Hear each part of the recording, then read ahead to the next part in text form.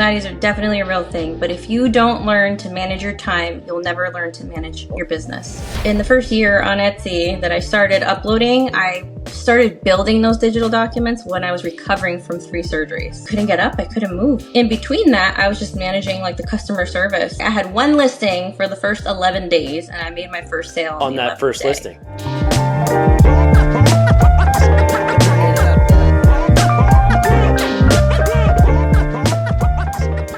So first and foremost, thank you so much for joining me. I know time is our most valuable asset, and it's something that seems like that you have very limited amounts of these days. So I want to, genuinely thank you for doing this. Maybe we'll just start with who is Karla and, what were you doing prior to selling on Etsy? Of course. Well, thank you so much for having me. Just a regular person selling on Etsy. No, 7-figure stories in the first 6 months. But I really appreciate you having me on and just being a regular person. So my name's Karla, and before joining Etsy, joined the Marine Corps, and I was in the military since I was 17, and I got out in 2021.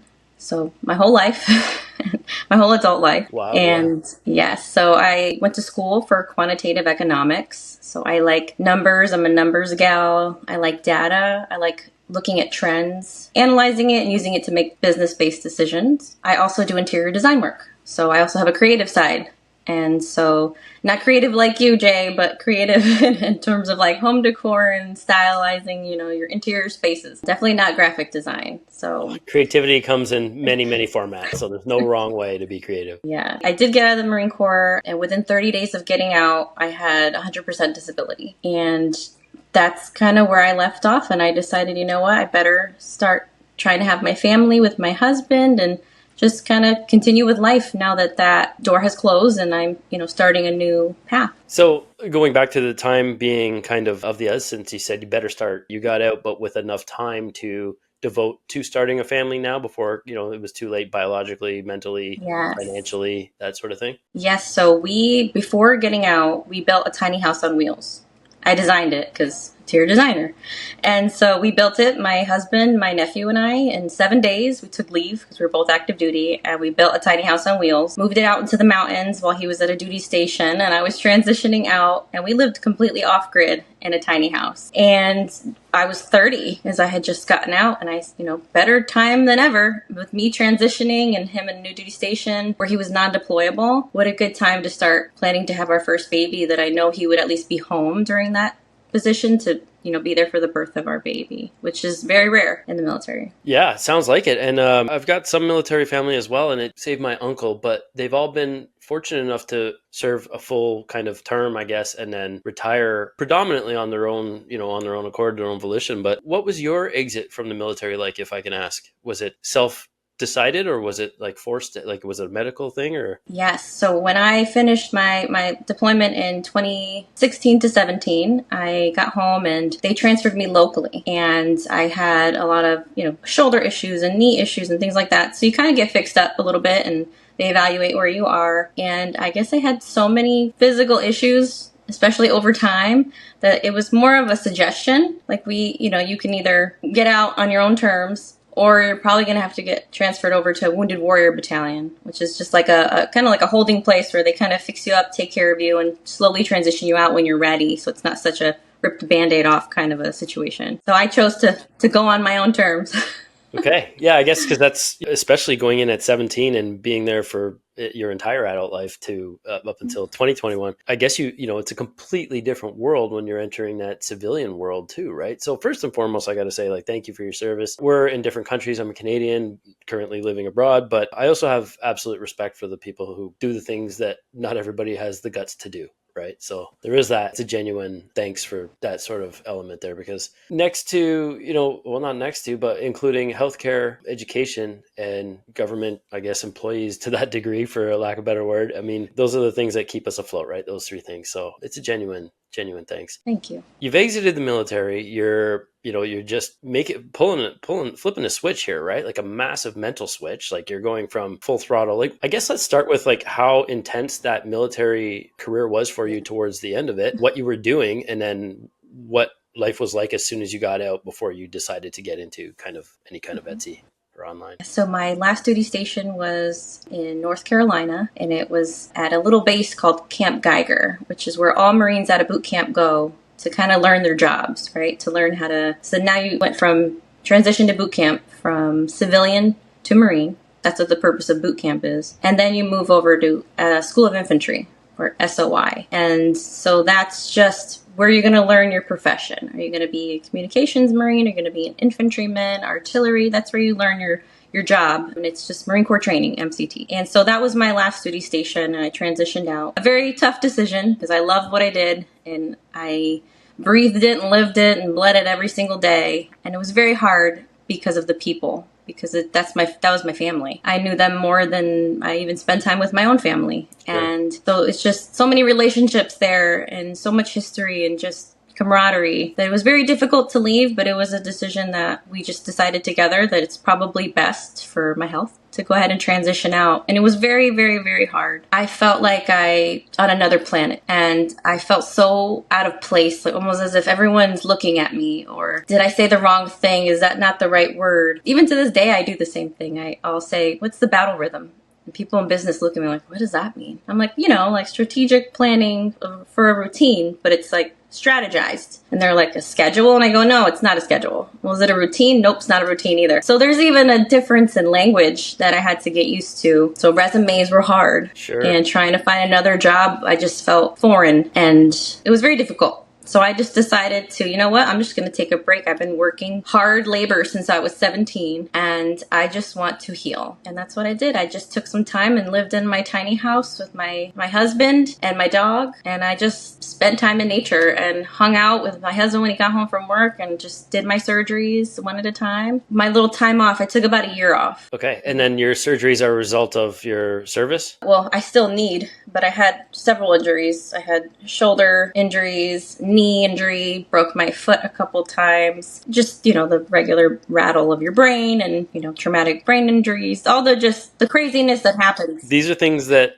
civilians, myself included, take for granted, because when you say things like, the regular rattle of your brain, well, no, I don't know that. That's not the normal for the majority of people out there. Again, like, I don't think you can stress enough the resilience that folks in the military have. Like, for you, it might have been a normal thing, but for other people, it's like, oh my God, you wouldn't want your kid to go through that ever. Right? If you're thinking of that, now that you have kids, you know what I mean? So it sounds like you needed to take some time off, not just to get adjusted mentally and socially, but just physically to heal after, some treatments too, right? Physically, mentally, just a break. And I've been going 24/7, right? Because you're not off duty when you're a Marine. There's no clock. Like, I'm clocking out at 5:00, and I was an officer. So that means I was in charge of anywhere from when I first got in, maybe 30, 40, 50 people, to then hundreds of people later on, or in charge of a unit or a special team or all these things all around the world. And so there's no time off. I'd get phone calls at 2 a.m, 3 a.m. I'd have to go help someone, fix an issue. I was in more of a support position as a communications officer. So I was pretty much on the clock all the time, especially when you're accountable for so many people. There's no time off. And so I went from 24/7 for many, many years to nothing. Unbelievable. How many people were you responsible for, like direct reports? Or? Probably at my most, a few hundred people. Wow. Okay. And it changed, right? It changes depending on if you're on a deployment. Your team might be smaller, but you might have several teams around the world. And so at any point in time, it could be a few hundred, or it could be a team of 13 to do a specialized job. So it kind of changed up a little bit. I had a unique job where I was communications, right? So everybody needs communications. Some would argue communications is more important than anything else, because if you can't talk, you can't do anything. Right. That's what we did. Wow, that's intense. So when people think communications, they think you're safe on the base, but that's not always the case, right? You're out there, No, you're planning, installing, operating, maintaining data, satellite networks around the world in austere environment, and trying to make people talk from one point of the globe to another. And maybe there's a mountain range in between. Maybe there's combat zone happening. Maybe there's a war going on or civil strife happening, and you have to just set up and get your things ready to go. People on the ground are relying on you to be able to communicate. And if they can't communicate, then that's worst case scenario. That's a lot. But it's kind of a good segue too, because so you're at home, I don't want to say convalescing, but you're healing. You with the high octane life you had just left, I guess up until a year prior to that point of healing and kind of chilling out, you're getting squirrely at this point. I no doubt, right? I can't imagine like cabin fever, whatever you want to Absolutely. call it, house on wheels fever. Absolutely. I'm such a routine weirdo where everything's planned out, not to the minute, but blocks of time, right? I block my time out and I always work from back to front. And so that way I build all my schedule out, like management time at the end of the day. At the last possible scenario, I'll do management time, and I save all my maker time for the most deep thinking and deep work period, which for me, I work best in the morning. And so that's how I schedule my days. I've always been that way. I've always been a deep worker in the morning when the rest of the world is asleep and my kids are asleep. And that's where I get all my deep work done. And I'm uninterrupted maker time, which for me is the most important time. So that's what I did when I got out and I was just going stir crazy. I made a routine. I was like, I'm going to go to the gym in the morning. I'm going to go get a cup of coffee, going to have breakfast. I just started studying. I've always been a reader. I think on one deployment, I read like a book a week, just voracious reader. And I just like to know things. Yeah.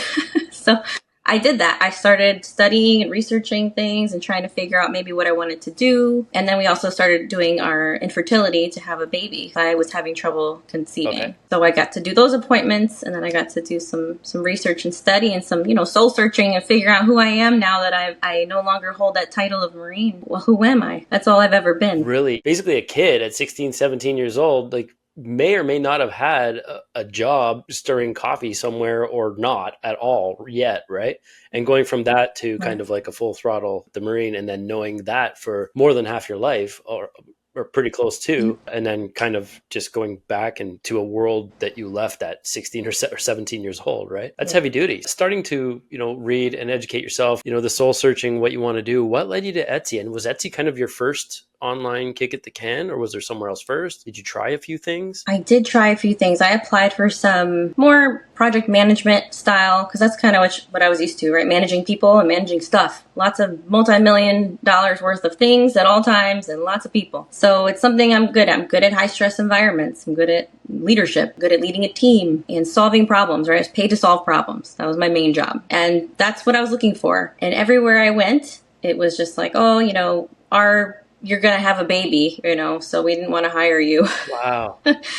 So it's a pretty awful feeling to be told like, since you're about to have a baby, we want somebody who's going to be more long-term. And that's pretty much what it ended up being. I couldn't get a job because I was trying to start a family. It was very upsetting. Sure. For lack of better words. And it made me feel like I really didn't have any other purpose. And I was lost in the world. Like there was no place for me. There shouldn't be any kind of mutual exclusivity there, right? Like there's no reason why you can't have a family and still be a top performer like you were and are clearly. Yeah, I guess then you're stuck. You're feeling worse almost than you had been for the first year off. Absolutely. I was like, well, now I can't contribute and I'm starting a family. So I've never been in a situation where I wasn't the breadwinner. I had never been in a situation where I had to rely on someone else. And so that was very humbling for me. And I had to just be like, I have enough in savings or I can live for like another 3.5 years. And I did. And I lived just fine and comfortably for, I'm still living off my savings. I haven't touched my Etsy income. Nice. And so now, this is several years. And so I also get disability. So my disability then started to come in and I was like, you know what, maybe I'm just meant to be a mom. Maybe right now I just need to focus on having my baby and not working. Okay. And that's kind of where I started letting myself, have my baby and just kind of go with the motions and figure out what was going to happen next. And that's where I fell into Etsy. I had 2 babies and just had a baby. I had a newborn and I decided to open an Etsy shop. And that's just looking for things online. I was like, what should I look up online? Google search. I don't know much about parenting, but I know that having a kid is a full-time right. job. So you've got now 2 full-time jobs, essentially, right? Regardless of how, structured and organized you are, and now you've decided to start a business. So what did that look like for you? I guess you probably had the likes of a YouTube or, some kind of mentor that you could have turned to at one point, at least online, because you're not reading about Etsy in a book, right? That you were reading? Not reading about Etsy in a book. I wish there was somebody should do that. But I definitely Googled. I know, right? You got to write that one down, Jay. I definitely Googled online jobs and I saw the same ones you always see, teach children how to read English and all these weird jobs that are very low paying and you have to just do what you're told and you're done. I was always that person. I was the one telling you what you got to do and then you're done. And so to be the person now on the other end, I just didn't feel like I would be able to succeed or grow in that job. And I wanted something different. And so I said, you know what? I should just start my own business. No wonder so many military people start their own their own businesses, because it's so hard to work for anyone when you're so used to a certain thing. And it's something that I could now create and it could still be my own and could contribute to my family and, give me a sense of purpose. And in doing that, I found faith being very healing for me. I'd never had a faith before. And I was just like, not necessarily atheist and not necessarily any particular religion. I just didn't have any thoughts about it. I was just like, this is just the world I'm in. I'm in survival mode. And I didn't really have time to even think those conversations or those thoughts in my head.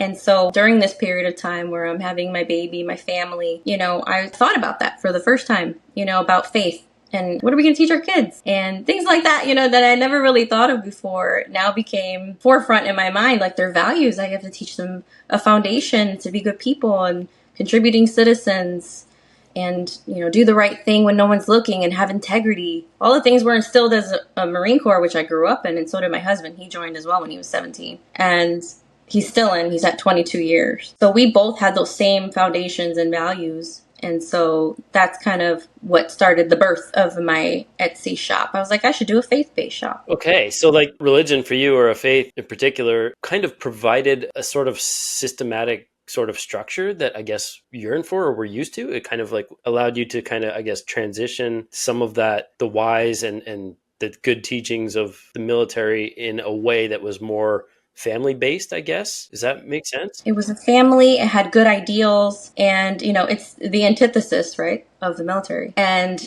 it felt good. Whereas when I was in the Marine Corps and I did all these things, you don't have guilt at the end of the day. Not everybody does. I can't speak for everyone. I didn't necessarily have guilt, but I always wondered, like, why there's so much war? Like, what's going to end these things? When is it going to stop? Am I really going to make a difference? All those questions came through my mind, like, why are we here? Why are we doing these things? And will that really stop this from happening? Or is there just an inherent fundamental issue that will always be there where people just won't get along? And those are the questions when you're out there and you see what really happens in the world. You've seen the worst that can possibly exist, and it's magnified. There's nowhere else to go but up. Sure. I had already done all that. I did all the negativity. I've seen all those things, and I just wanted to find some good and get some good in my life and not have to think about that, not have to deal with it, kind of leave it in its place. It's in my past, and it made me who I am, and I appreciate that. But I really wanted to let it go. I didn't want to be a part of it anymore. I wanted to go somewhere else with my life and take it a new direction, especially with the family. Yeah, you're absolutely right. When you say the faith being the antithesis of the military, I also struggle with the respect I have for all my friends and family who are serving, but then the wars they're fighting on someone else's behalf.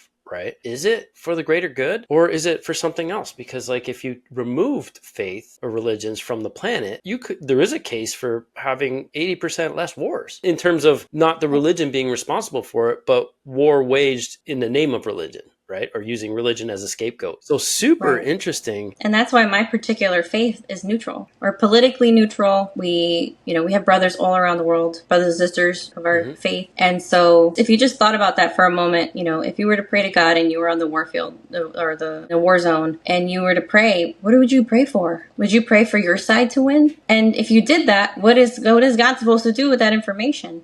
Okay, everyone is supposed to be his child. That's why we're politically neutral. There is no problem on this earth that a human being will be able to solve. We can't solve big things. We can't solve world hunger. We can't solve our wars. We can't solve death. Can you solve death? I can't. I don't know a single person who can solve sickness. Any of those heavy, heavy issues that are humankind issues. None of those can be solved by a human being, even if they can claim it. And so that's what, the Lord's Prayer, everybody hears that. The Lord's Prayer, the kingdom come, there will be done on earth as it is in heaven. Most people know that prayer very well. And what are we praying for? We're praying for the kingdom to come. To come where? To the earth. So that God's kingdom can fix those problems, because he's the only one who can. That for me was very eye-opening and gave me peace. And I could be at peace with the fact that I know I can't solve the world's problems. Me, this individual Marine officer in charge of these people in all these places and all the things that I've seen, all the things my husband has seen, we can't fix those problems. And so I'm politically neutral and I do what I can to be a good person and to live by Bible principles. And that's all I have the control to do and to teach others about it. It's evident because what you're doing in my membership as well, and you've kind of taken on a leadership role there too in some aspects, and you've been nothing but helpful and you kind of lift people up. So if you haven't felt like you found some kind of purpose, I think there's something more to on the flip side of that military life for you. So pretty stoked that you're, doing this and part of my membership too, because you're a huge asset to the community anyway. So what was Etsy like then? So you've kind of decided to pursue basically a neutral faith from my understanding. And then, it's a way for you to kind of give that familial structure to your kids now. It's giving you some guideline so to speak. How did you implement that into your Etsy shop? Because you weren't doing POD at all, right? No, I started purely digital. And I figured if I could build digital products when I was recovering from surgeries, and then I could list them, then I could make money while I'm undergoing another surgery. So it's just like a constant rotation of in and out of surgery. So last year when I opened my Etsy shop, I had 3 surgeries and a baby. 2 of the surgeries were emergency surgeries. I almost died. And my 3rd surgery was planned and routine, but it was as a result of those 2 emergency surgeries. Wow. So that's why all year it was all digital. And research and listening to business podcasts and, YouTube videos. That's where I found you. I found Hannah and I found Starla Moore. Those are the only 3 people that I really listened to. You're obviously for a lot of the graphic design and the mindset. That's what I appreciated about you. The no fluff. And then Hannah was more of like the business and setting up inventory and just kind of the logistics behind it and building SOPs, like standard operating procedures. That's Ecom Hannah? Yeah. Yes, Ecom Hannah. Yeah, she's great for sure. Yeah. Of course. And then Starla Moore was the last pretty much YouTuber that I looked at, and I loved, again, like the data and the SEO and always reverting back to a reliable source, like citing Etsy and things like that. So again, like no fluff, just straight information, and here's the source. And so I really appreciate that. I always appreciate that in individuals that I spend my time with, and that's kind of who I surround myself with. So it was natural. It was natural to gravitate towards you 3, plus all of studying, the Etsy seller handbook. I'm actually the person that reads it. Like if it says, do you agree to the terms and conditions? I'm like, hold on, let me click that and read through it. I'm just that person. So I did read the Etsy seller handbook. That's where I get all my information from. It's all in there. Yeah, you're one of very few that actually read it. And that's evident in some of the, I guess the surface level questions that people have in the big communities, right? So what did that first month, what did that first 3 months? I mean, you're in and out of surgeries. Are these all military related surgeries? One was as a result, because I have so many injuries, right? So things like having a baby or something normal that I should be able to do ends up being an emergency or ends up leading to something else. So because I have so many issues, my body is not set up to have children very well, which is why I had to do infertility, and that just didn't contribute to being able to have a healthy birth or have anything like that. So in between recovery periods, you're working on building digital downloads. What did that look like? So you said you was a few surgeries in the first month or 2? In the first year on Etsy that I started uploading, I started building those digital documents when I was recovering from 3 surgeries. So I started building while I was just recovering because I couldn't get up, I couldn't move. In between that, I was just managing like the customer service and just not adding any more listings, just having whatever I had. I had 1 listing for the first 11 days and I made my first sale on that first listing. On that first listing. This is what I'm talking about. So what do you accredit that to? Right? Is it just because you were randomly deciding to put something up? No, right? You had a niche in a passionate, group of followers.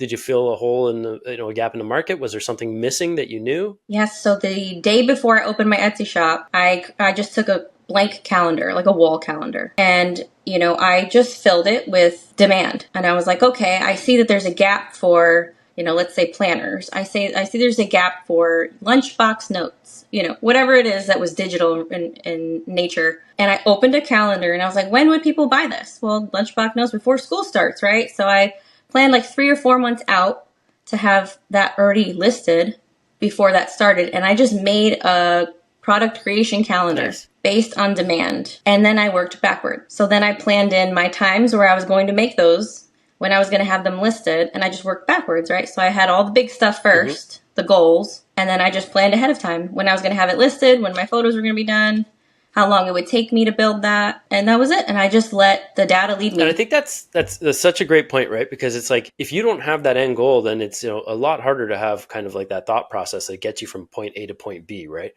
Being able to deconstruct that big end goal that can be this super daunting thing, if you can just kind of deconstruct it and like, what is that? So maybe there's three key elements that make up that end goal, and then those three key elements can be broken down into not menial, but like way smaller tasks that are just more matter of fact, right? They're not as daunting. They're just part of the process. Like in my case with POD and t-shirt design, it would be the research, the design, and then the SEO, and then it's the packaging, putting it on a mock-up. But it's like to build this golden goose listing sounds like this unicorn treasure thing that can never happen, right? But it's really just a systematic process that once you kind of iron out, you just lather, rinse, and repeat. So were your first products religious based? It sounds like maybe not. They were just digital planners, and I was digital planners, those planner inserts you could put in a binder for people who just don't want to have it's too much to have a planner, so they just want to plan their day like on an individual sheet, so they can just do printables. And so I had a lot of printables, and I think I had about like 11 to 15 printables like for the year. And that's what I did. So I had the whole year planned out, and I gave myself space and recovery and things like that in between. And so it didn't seem insurmountable. Like it wasn't this giant mountain I needed to climb. And I just spent most of my time like reducing that ignorance debt, like learning as much as I can, right? Because I mean, ignorance is the number one thing I want to get over whenever I do something new. And so that was my focus. Like, how can I just stop not knowing? What do I need to do to learn as much as I can to figure out this whole Etsy situation? I'm like, because people are doing it and they're being successful in it, and I don't see why I can't do it. Right. And like, on that note, is it too late, your opinion? Like, so you had your first sale in 11 days, which is amazing, with only one listing at that. What was the rest of that month like, the next, 20 or 19 days? And then what was the next maybe 6 or 10 months kind of down the road? All I done was work in the margins the first year. I mean, it was like windows, like 15, 20-minute windows. I had a newborn. I was nursing, and I have a 2.5-year-old at the time. So I truly worked in the margins. I just did what I could during recovery. I couldn't hold a baby. I couldn't sit up right on my own. I had to have help sitting me up and propping me on a pillow. It was hard work. And I'm the type of person where if I have to get up and have the perfect conditions for something, you'll always fail, right? So I had to wake up, and no matter how I felt and no matter what was going on in my life, I had to make time to do what I needed to do to make my business successful. And whether that was 10 minutes, 15 minutes, that was valuable for me. And I would take that 15 minutes of deep work and finishing a goal over not doing something. I'm just not one to not try to do my best. What a testament to resilience and the emphasis on time and making it work. Like for me, when I think of working in a particular margin, for me would be an hour to an hour and a half. And I have anxiety levels where I know if I have a call in an hour and a half, I can't focus on what I'm doing until that call has happened. And then I have that free kind of time and I can clear that, that mental debt that's kind of hanging in there. To say that you are working at 15, 20-minute increments and you're actioning stuff that you've learned and you're creating something within those confines, I'm looking at like an hour and a half. That's 6 potential things, 15-minute increments that I could have done, or 5 with like 5, a 3-minute break in between each one, right? I'm, breaking it down that way. I'm like, man, I could have, refilled my coffee in between every 15-minute increment and got 6 things done at your pace. And like, that is mind blowing to me. Right. And meanwhile, like people will just devour and consume hours and hours and hours of TV or even YouTube following too many people, right? Like how you said, you pick 2 or 3 of us, and that's something I preach too. It's because if you try to apply the methods of, there's so many ways to win. That's why, my channel is called Jay's Way and not literally the only way, right? There's a million ways to win. My way is something that I know, so I'm preaching what I've practiced and continue to practice. But that said, if you try to, I think, apply bits and pieces of everybody else's kind of methods, you can't just pick and pluck. It's going to be this crappy scrapbook and it just doesn't, it doesn't look good. It's not that polished kind of A to Z manual. Did you at any point second guess what you were doing? And what did, a year in, were you making real money? Were you doing anything? Or were you like, I don't know if this is for me? Yeah, so when I made my first sale, right, in business, if you make one sale, you have a viable business model, right? You have a proof of concept for that one product. Somebody is willing to buy your thing. So that was proof of concept for me. Huge. And thankfully I had it in the first 11 days. So I was like, someone bought something I made? Wow, like that was incredible. That was a win. For me, any little bit of improvement or any little bit of feedback that I could get, I would use to my advantage, right? And one of those was time. Time has always been so big for me. And it can't just be time, right? Because people think that they're working because they've spent time at work. But does that mean you actually worked? No. You could have not worked. You could have just sat there and spaced off or thought about the things you had to do, but never took action. Or just getting overwhelmed, right? You can be, there's things that can be debilitating in not necessarily a mindless way, right? Anxiety is a real thing. Absolutely. Anxieties are definitely a real thing. But if you don't learn to manage your time, you'll never learn to manage your business. You have to do it. And so you have to learn that about yourself, right? You have to learn inherently how you are when it comes to anxiety, overwhelm, whatever it is that is something that you need to work on as a business owner, that has to be identified. Otherwise, you can't trade your time for money and expect good results. I could not agree more. You got to write all that down. So we all have the same time in a day, right? We don't have the same amount of time in life, but we all have the same 24 hours. So how is it that we see people being so successful and I have the same amount of time? That is that drive in me that I'm like, no, I will make my 24 hours count. And that doesn't mean I neglect my family. Doesn't mean I neglect my business, or it doesn't mean because I'm tired, I just don't work today. I work through all of it. That is because I don't see anything as a failure. I always fail forward. And so even if I messed up or I got a bad review or, the things that happen in business, which I'm grateful for, they all help me get better. And I take that as a win. Even if it's, a negative comment, I'm like, oh, now I know. Thank you for telling me. And then I can use that to move forward. And guess what? Now I have a bestseller because someone left an honest review and that helped me grow. So all those lessons, right? And all those things that you learn over time, if you don't change your behavior, you can't be successful. So everything will change how you behave in your business. And if you want to stay the same, and you want to sell to yourself, right? And not to what the customers want, I don't see how that could be successful. So it's just always learning for me. I just always want to keep learning. I'll never know everything, and that's fine. I have fun in that. Yeah, I mean, to be successful is also relative, right? It's, if you want to have a perpetual hobby, I'll say, then yeah, you name it Karla's Crazy Crafts with all K's or something, right? Some obscure spelling. Just do whatever it is that you feel like you're having fun doing. If you want to turn it into a viable business, it takes time and it takes market, validating demand for your products. It takes learning how to do those incremental things that add up to the bigger end goal, learning how to design better, learning how to do your own SEO. These are all different entrepreneurial hats that have, industries built on each of those segments. Like they are not small feats, right? So like massive pat on the back for like being able to, and for all of us, not just you or me, but to be able to transition from whatever life we had, to be able to learn all of those things that literally are individual full-time jobs or vocations, and then apply that and then take the best of those and make a viable business on your own that you are responsible for better or worse. Pretty special. So all that said, you're making sales a year in. Is this like you've got some wins now, or are you like still stuck? Yes, I had wins and I was enjoying staying digital, and I had no plans to go POD or anything else. And I actually didn't go POD first. I was like, I wonder if I can do handmade. And so in that, like trying to figure out the logistics of inventory and all those kinds of things, I was just like, well, maybe it's not for me right now with my whole... No, you went from fully digital with nothing to like, hey, I want to do way more work. Wow. I want to do handmade things. So, and that's kind of the shiny object. And I was like, you know what? But I know when to stop myself. It's like I can have these ideas. And then I just was like, no, I'm going to put that on the back burner and just stick with what's working and let that compound in business. And so that's what I did. I put it on the back burner. And then I discovered POD. I started with POD a little different than I think everyone. I didn't go to the Printifys and the Awkward Styles and all those first.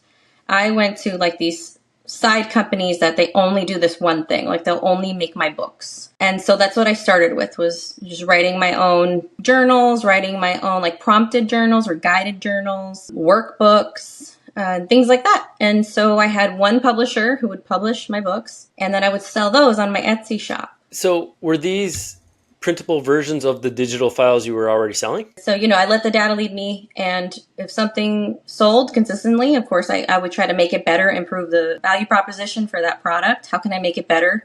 How can I make more of this? The more, better, new paid versions. And I applied that to everything that sold. So how can I make more of this item? How can I add value to it? And can I sell it to a different kind of customer for a different occasion? And how can I build on that, what's already working? So when you say like building on what's already working, like what was your, after the end of the first year, what kind of money were you making? The first year, I think it was like around 20 grand, and it was all digital. So it was like 80% profit.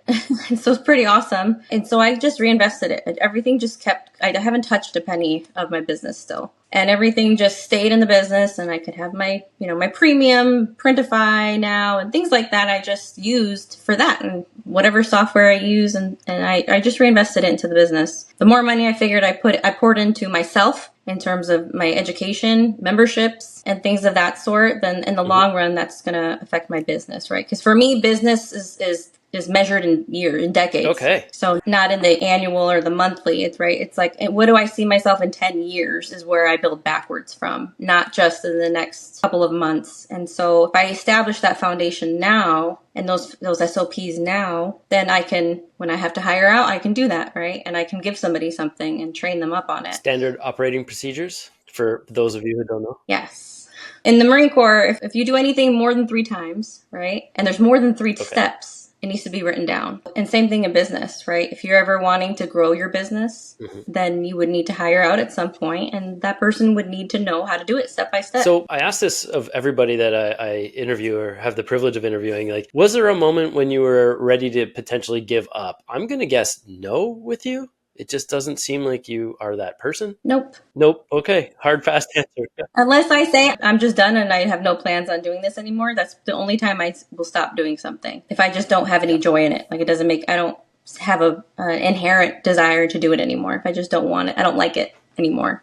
Yeah. And I think that's a very different kind of thing than giving up, right? It's not like you're failing at something. There's when you genuinely don't want to do something, it's completely different. And that's good. I think that's okay. A lot of people I've called it this comfortable rut where it's like people are stuck in what they're doing, that it just seems easier to roll with the punches than to buck yourself out. And it just seems so much more work that you feel it's okay. And then I think you're just selling yourself short on life that way, right? So like, if you want to not do something, just say that you don't want to do it. It's okay. But yeah, now you're your own boss. So like going from being responsible for other people in a military sense, now you're responsible for your family and your kids and, everything that way. So what's the best part or worst part? I guess the best part is being a stay-at-home mom now / entrepreneur. Yes, I would say it's being able to manage my own time and put my personal priorities in line, right? And in check, being able to do that. Whereas, like I said earlier, the Marine Corps was 24/7 and you don't have your time, your family was not issued to you. So therefore it doesn't matter, right? Your time belongs to the Marine Corps, and you're a Marine first and you're a Marine 24/7. And, you hear all the usual ditties in your head. It doesn't mean that it actually is not important to have family in the Marine Corps, but the gist is that you have a very important job and it needs to get done. And a lot of people are relying on you. And now I have a very important job, which is my family. And a lot of people are relying on me. And I have 2 little ones. And I have a spouse that's still active duty. So I have to be accommodating to his schedule as well. We moved 5 times in 6 years, and we got a lot going on. We're tired. We got babies. And yesterday was the first time both of my kids went to school, and I have the house to myself. Wow. All right. Good timing for this interview then. I know. It's like Thursday.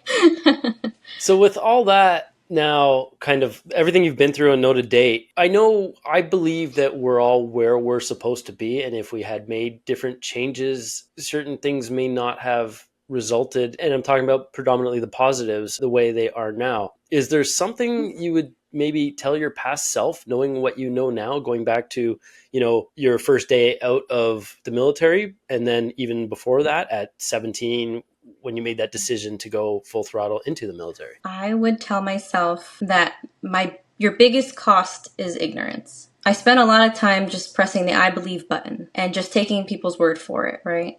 I believe you, it's fine. Like, okay, sure, they guaranteed it.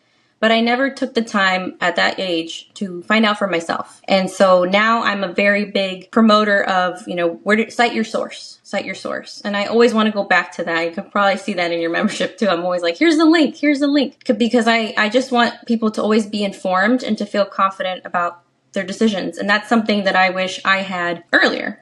And so I had to learn it the hard way, right? Trust but verify is something I learned very early in the Marine Corps. Trust somebody but verify it. And that was a hard lesson to learn, especially on the job training in the Marine Corps. And it's something that I wish I would have been taught so that I wouldn't have had to learn the hard way. Without prying too much on that one, I think it's just a good golden rule of life, right? Trust but verify. I think people inherently are good. I would only say that I don't know if telling yourself at 17 to basically trust but verify, if that would even have sunk in. I know myself at 22 or 23, somebody telling me that, I'm like, no, I know better than you already. You know what I mean? No one's going to tell me. So the fact that you could even think that your 17-year-old self might understand and have that register, that's pretty awesome, because I don't think I would have heeded any advice from myself back then. But it's always interesting, right? I was in a unique position at 17, already being in charge of other human beings, so that weren't my children. So, and being responsible to their families for them. And who are older also, right? Big transition for me from a graphic designer to managing in one of the publishing companies in Canada at the time. Here I am, early 20s, mid 20s, and managing people who are 5 years away from retirement, right? And like, who is this little kid going to tell me what I can and can't do and how to, shake things up? So, and that's just in a publishing industry. That's just in the graphics world, right? I can't imagine like as much at stake or on the line that way. Etsy is going well then. You dabble into POD. Is POD kind of where your bread and butter is now compared to the digital, or is it still digital? It's still digital. POD is doing awesome for never having done it before. So I started doing 2 hours of dedicated time starting in January, like where I could actually have 2 hours of uninterrupted time. And I got a sitter for my kids and daily for 2 hours starting in January. And I saw the noticeable difference in my shop, right? Because I could now sit down and nobody's like, mama, the whole time. And so for just 2 hours of work consecutively and consistently every single day from January to today, my revenue went up, let's say I think in January my profit was 1K a month. I think the revenue was like 3K, and it jumped for 6 months. It kept increasing and increasing and increasing, just with that consistency, that compounding effect that everyone knows happens in business over time, where you learn your skill from doing it over and over again, and you learn it so well, it's now inherent. And you get better at it, right? And you learn from your mistakes. Just that compounding effect for 2 hours until Tuesday has taken me from 1K to 12K per month profit. Amazing. And now, as of this week, I can dedicate a full work day. And so I'm like, oh my goodness, what am I going to do with myself? I've never had this before, besides my hiatus after the Marine Corps. Have I had free time? Yeah. And even then, I mean, that wasn't, in fairness, you weren't in the mental state you are now, right? Like, you were all over the place with nothing but void and craziness all at the same time, right? So going from 2 hours to having potentially a 5 or 6 hour day in business, and I would almost implore you, but you know yourself better, but not to dive in and just do 8 hours or 9 hours just because you can, right? You don't need to. Downtime is equally important. Not at all. And by downtime, I just mean anything away from what you're, trying to accomplish without burning out, especially coming into Q4, scheduling breaks and stuff like that. Yeah, June and July, and then August, 11,900, so basically 12 grand. And so you could see the difference. 2 hours a day. And that's only 2 hours a day. And again, everything was researched and my time was blocked out, and I had all the products I wanted to create have already been planned out for the year. I mix in event-based and evergreen so that I never have a lull. Right? It only just keeps growing. And again, even the listings, quality scores compound over time. And so let the data lead me. I don't try for something that I'm really emotionally tied to because it took me a long time to make. I just scrap it. If the data doesn't make sense, I just let it go. I trim the fat, right? Pull the weeds and keep the flowers. That's how I treat my listings. It's a garden, and I just pull the weeds and keep the flowers. That's a good way to look at it, right? Data driven in a more organic way. I think I'm data driven, but it's not in a way that I glean my information with a lot less I guess, specific acuity. Like I'm not putting it into spreadsheets. I'm not doing those kinds of things, right? I'll recognize patterns and I'll see, well, 3 people have asked me for this in this color. Instead of just saying, yes, no problem, why don't I just list it, create it and list it, right? Like it's those kinds of things, right? It's going back to like Tony Robbins saying success leaves clues, right? They're everywhere, whether you're purely data driven or you're just kind of observant in a more optical sense. There's so many ways to glean information that you can just apply to your business. I feel like there's always something to hope for. There's always a goal, right? Just moving it. Just keep moving it further. You achieve this. And that's why I say I don't compare myself to anyone else. For me, this is success, right? If I've beat my last best metric, I'm succeeding. And my goal is to grow and scale, right? A lot of people they use those interchangeably, but they mean two different things, right? Growing is at the same rate that you're spending, but scaling is keeping the same amount of cost it takes you to do something, but gaining so much more, right? And so for me, that's fine. I'm competing with myself. And that's what keeps me going, right? It's like, how can I improve? How can my shop improve? How can I fulfill my customers' demands for whatever it is that they want? And I always make a new listing, just like you said. If I see something in the review or someone messages me or asks me to make something, I always find a way to say yes. Totally. It's a gold mine, right? Like just pay attention to the reviews, the customer conversations, read the reviews of your biggest competitors. A lot of time there's a lot of, gold nuggets in there, and the responses to the reviews, right? What has that person or that seller done or said that has propelled them to this level where you kind of aspire to be? What would you say to somebody who's afraid of running ads? Because a lot of people literally say that I turned them on, I blew like $100 that first month, so I turned them off, and then not burning money, but my sales have tanked. Right. And so when people complain about Etsy ads, the majority of the reason goes back to not knowing your numbers, not knowing maybe what the profit margin percentage is or what your marketing cost percentage is. So that slice of the pie that you take from your profit to go towards advertising, people don't know what's left. So they end up spending more than they actually had, and then they lose money. And that's awful, right? That's not the goal. The goal is to have enough money left over from your profit to go back into your business through advertising. You need to allocate that in your budget based on your profit margin percentage. And so people don't calculate that. They don't know what that is per product, per variation, right? Because one thing, different sizes can be a different cost for your prices. Like a extra large sweatshirt might cost different than a small. And people don't calculate that down to that smallest variable. That's how they lose money. So my biggest advice is to calculate your profit margin percentage per product, per variation. Yeah. And you only have to do that once, right? If you only plan on selling that thing, you just have to calculate that one time. And then And then from there, you can calculate your marketing cost percentage. And then you know how much you can contribute to your ads budget and how much you're comfortable spending. And people, again, will look at the Etsy ads dashboard, which is very misleading, and they'll think that they're doing well when they're not because of the way the dashboard is set up. So they'll look at maybe the ROAS, right, the return on ad spend, and they'll say, oh, if it's above a 2 or it's above a 2.5, it's like then I should be good, right? Because that's like 2 times what I gave them. But that's not necessarily true because you need to, contrast that with your top line revenue for that product. Because you could even be doing amazing and not know and turn it off. So it could be also the opposite. So people just have to know their numbers, do that one calculation. You only have to do it one time for that product and it can just sell forever and you can keep making your products. But you just have to know your numbers. You have to know your data. Yeah, and that's, I think, even more critical to know when you're dealing with POD, because the majority of that revenue, that top line, is going to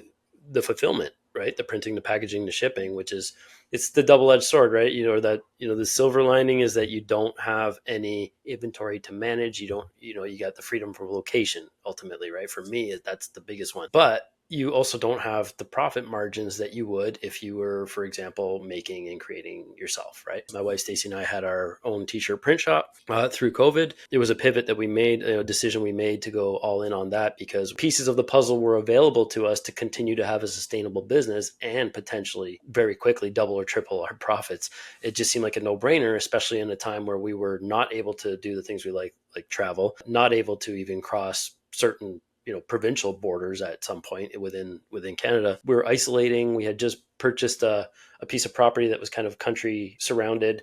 For the first time, we were not in suburbia, and it just seemed like, let's do something, because it's very easy to, sit around, relax when you first have no mortgage from a transition, and it's just like, this is great. And then it just feels like perpetual retirement and vacation. I'm like, we're way too young for this. Like, it's going to get a slippery slope. We're having a bonfire pit, have friends over. You're still kind of, safely kind of hanging out outside because you have the property. It's easy to have parties, drinks, neighbors over, whatever. That life is great. But you have to remember that you're not going to last long if that's all you're doing. And there's a lot more to it. And we're way too young for that. I wanted to plan and build something bigger. So we did that, all that to say that, you were making like $30, $40 potentially on a hoodie, or $20 on a t-shirt all day. Now I'm making, relatively speaking, similar margins, only because I've since made a better quality product serving a higher caliber client or customer. But at the time, previous to COVID, I was doing, $4 or $5, a typical average that most people are doing a print on demand. And then I was able to do $15 to $20, when we brought it in house.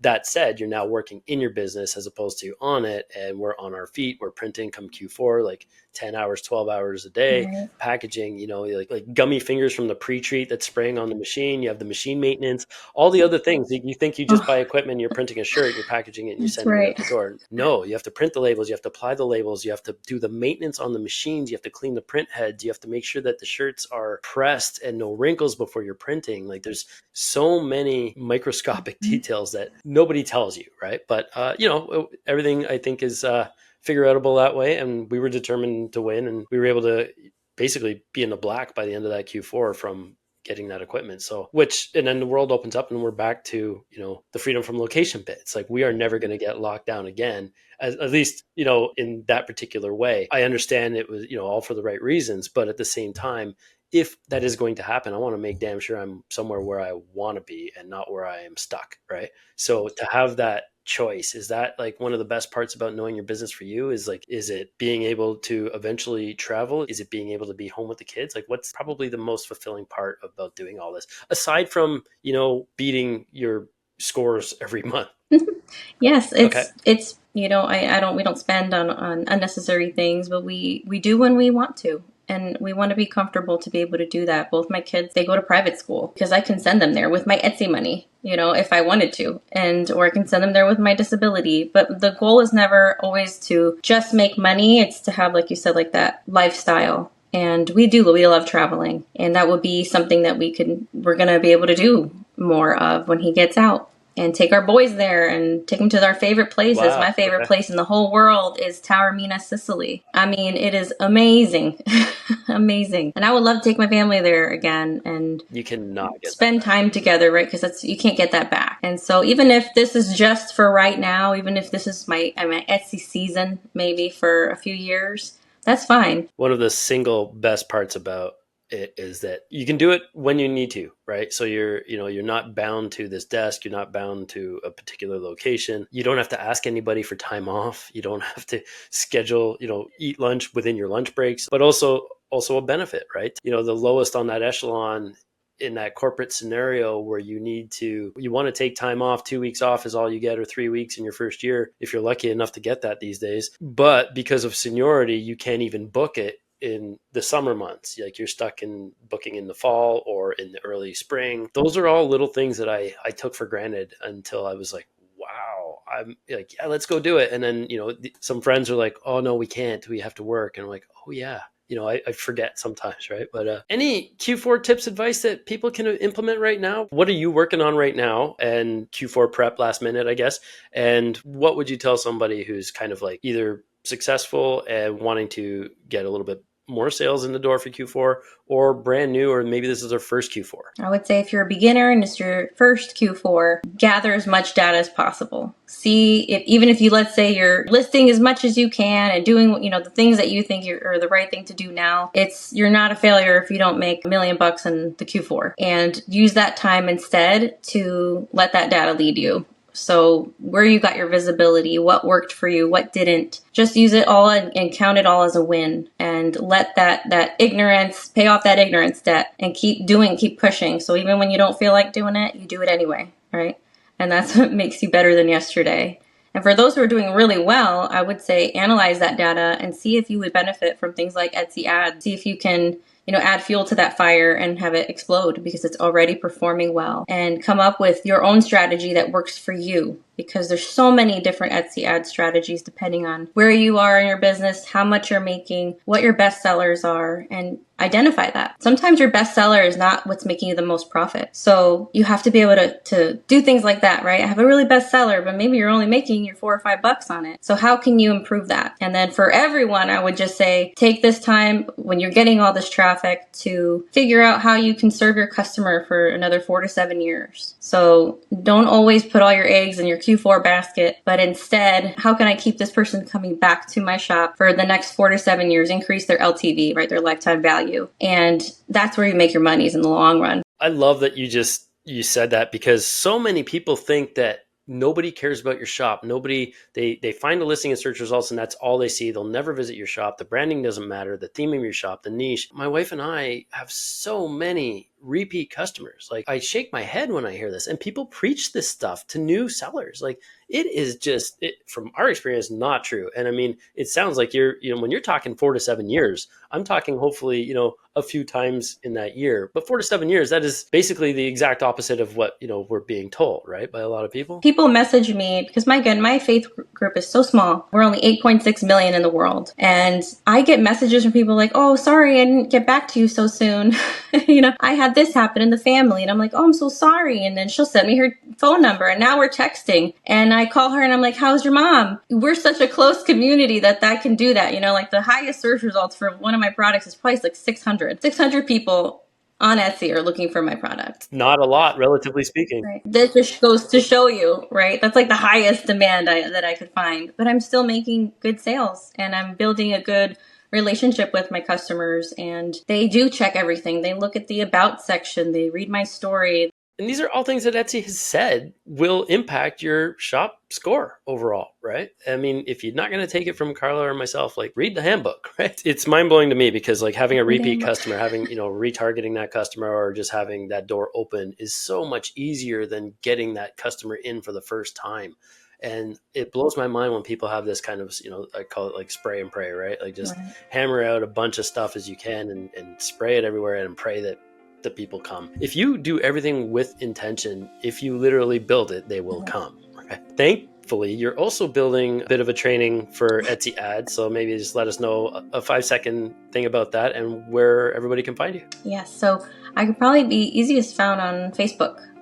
Just my name, Karla Murphy with a K. And yes, I'm so excited. I'm building out this training for the membership with KPIs and knowing how to pinpoint what's not working, and being able to kind of like a flow chart. Like, is this happening? Yes or no? And going on to the next one. So to demystify Etsy ads and to make them make more sense, and to kind of simplify your life so it's no longer a stress, you're no longer losing money, but just to help your key performance indicators, right? And being able to make data-based decisions in your business so you can feel yeah, it's no gray area, right? It's a ones and zeros. It's binary. It's either yes or no. And it's that comes part and parcel though with being able to put the blinders on, right? And not having that shiny object syndrome, I think. The only other place they can find me is going to be in your membership. I'll be there. Yeah. Grateful that you're there, and grateful for all the help and the time spent today. I know, like we say, time is our most valuable asset. What you do with your time is exponentially beyond the realm of what I've ever done with my time. So kudos to you with how you work that and how much you've accomplished with all the trials and tribulations you've had. Testament to the resilience. Truly humbled. Thank you so much, Karla. Thank you so much. See you guys in the next one.